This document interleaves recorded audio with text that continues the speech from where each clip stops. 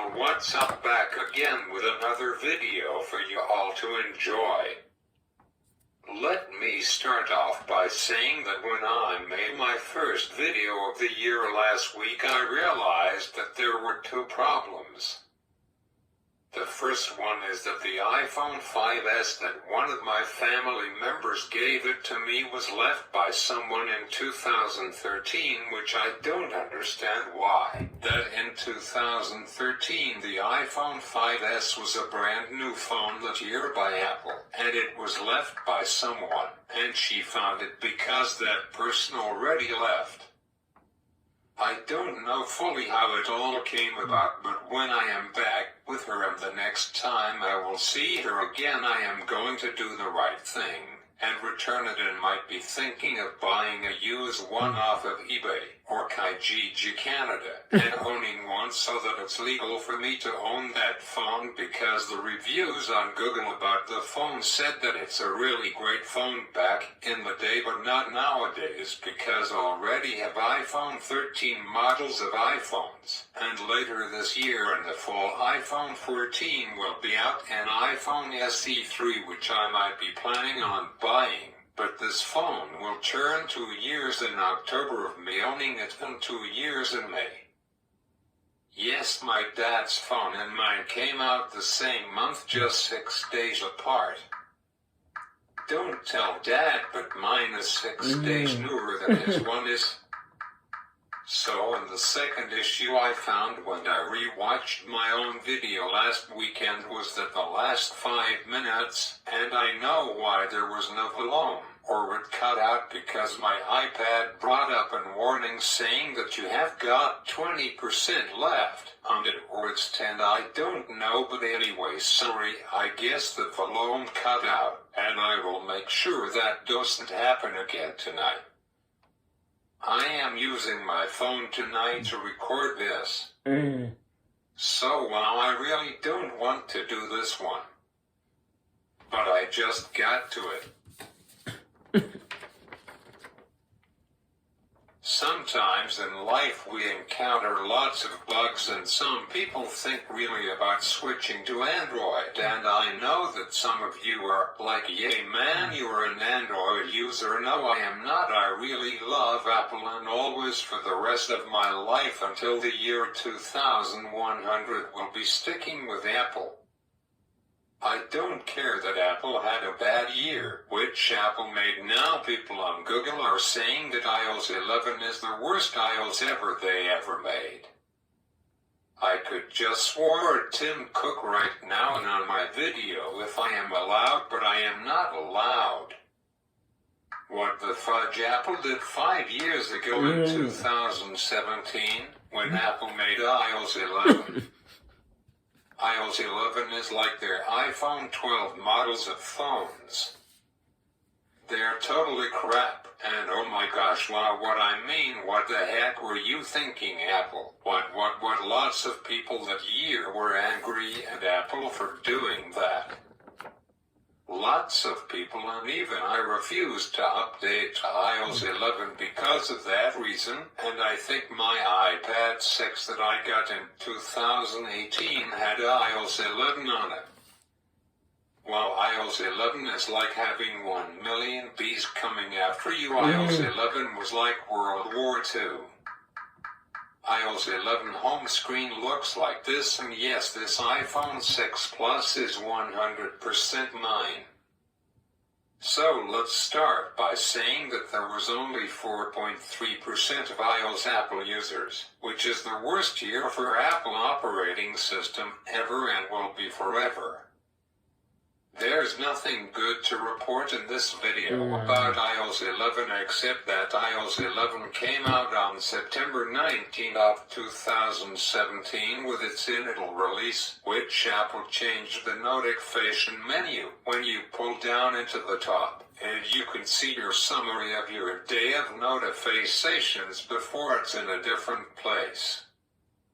Apple released iOS 11.0.1 exactly 1 week after they released iOS 11, with fixes an issue with Exchange emails.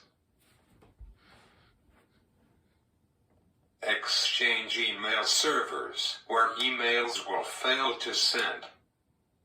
Let's go to iOS 11.0.2, which now the bug fixes start to begin, starting with fixes an issue, where for some iPhone 8 and iPhone 8 Plus users persistent cracking sounds had the chance of occurring while on a call. The next bug fix was fixes an issue, where some attachments would not open for some reason. Moving on, iOS 11.0.3 fixes an issue where touch was not working properly due to the display not being replaced with guiding Apple displays and thoughts that, in that one. Moving on to iOS 11.1, which was Happy Halloween iOS update, and was released on that day. Fixes an issue where live photo effects play slowly, and by the way, live photos are pretty cool. Fixes an issue where already cleared notifications sent from the Mail app could reappear on the lock screen. Fixes an issue on Apple Watch where app icons would refuse to appear in notifications. Next iOS update was iOS 11.1.1 fixes an issue with keyboard autocorrect. Fixes an ISIS where Hey Siri would stop working. Moving on, iOS 11.1.2, where fixes an issue where a rapid drop in temperature caused problems with the touch screen of the iPhone X. Fixes an issue where distortion could be caused in live photos and video that was captured on the iPhone X.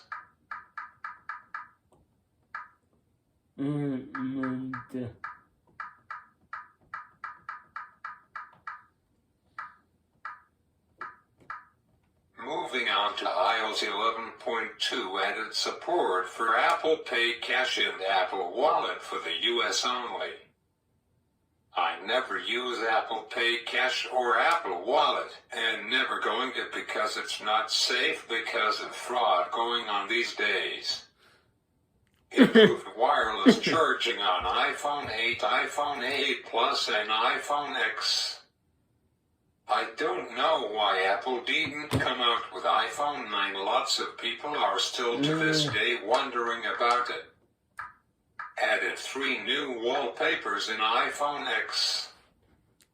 And I love live wallpapers because when you touch the wallpaper it moves. I have got that on my phone, which sorry I can't show you because I am using it to record my video. Fixes an issue where it causes the keyboard to appear slowly. Fixes an issue in Calculator app where rapidly typing numbers could cause incorrectly calculation results. Moving on, iOS 11.2.1, which fixes an issue where remote access could unexpectedly be disabled for sharing in the Home app, which I don't use the Home app either. I don't like living in a smart house. I know some people do, but I don't. Happy New Year 2018 everybody. Apple's first iOS update of 2018 was iOS 11.2.2, which just bug fixes and security patches, which I am going to sidetrack for a moment to tell you about. Apple released their first update of 2022, which is 15.4, which was released 5 days from a year ago when iOS 14.4 came out on January 17, 2021. Just wanted to let you know about that.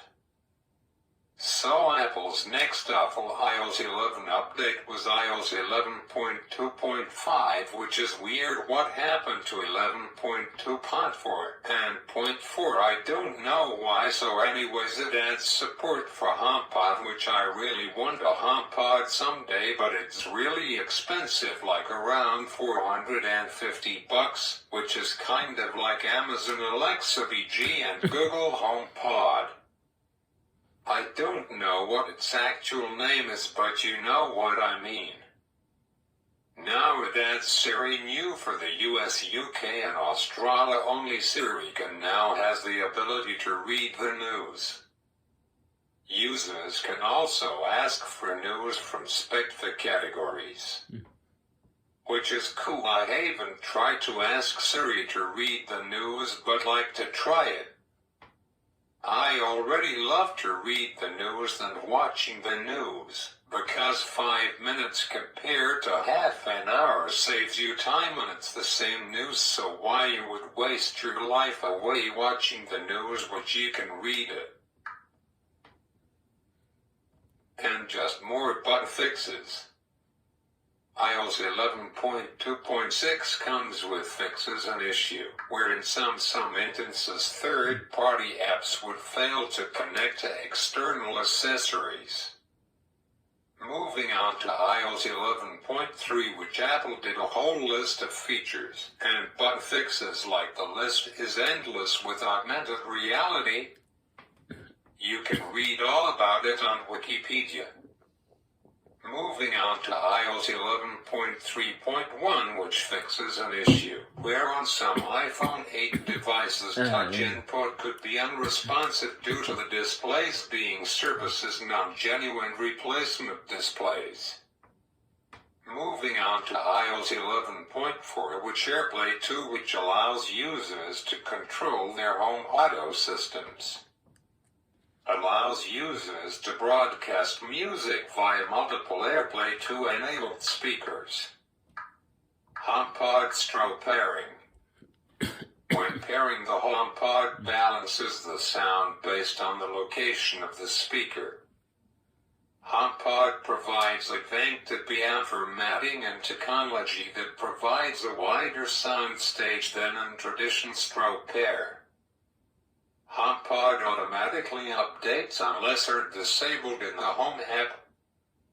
Moving on to the last update of the worst iOS ever, which is iOS 11.4.1, which fixes an issue where some users could be prevented from viewing the last known location of their AirPods in the Find My iPhone app, which I don't like AirPods because they are Bluetooth to the phone, which waves are bad to your body, and my Apple Watch is not good for me either, but I only use the watch for the time these days.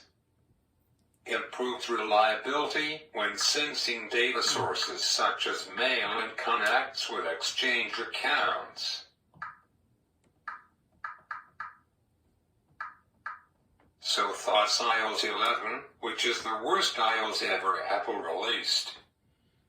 Lots of Apple users like me were on iOS 10 for 2 years until iOS 12 came out summer of 2018, and the betas came out at the end of June of that year.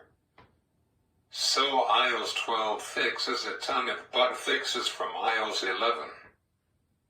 The only thing I like about iOS 11 is screen recording, but then again I didn't get that feature until iOS 12 came out, and I don't remember now if I updated to the beta program back then.